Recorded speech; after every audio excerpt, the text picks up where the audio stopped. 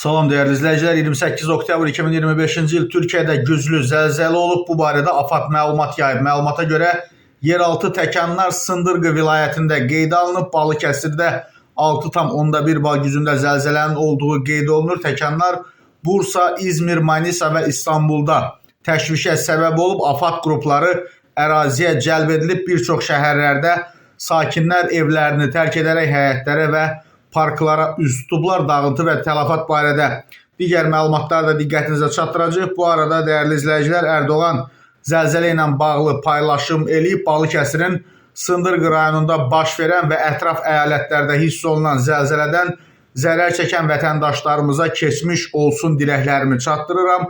AFAD sahə araşdırmaları və nəzarət tədbirlərini diqqətlə həyata keçirir, vəziyyəti yaxından izləyirik. Allah ölkəmizi və millətimizi bütün fəlakətlərdən qorusun. Bu arada Balıkəsirdə bina uçub dəyərli izləyicilər. Yeraltı təkanlar yerli vaxtla saat 22:48-də baş verib. Zəlzələ Manisa, Aydın, İzmir, Bursa və İstanbulda hiss edilib.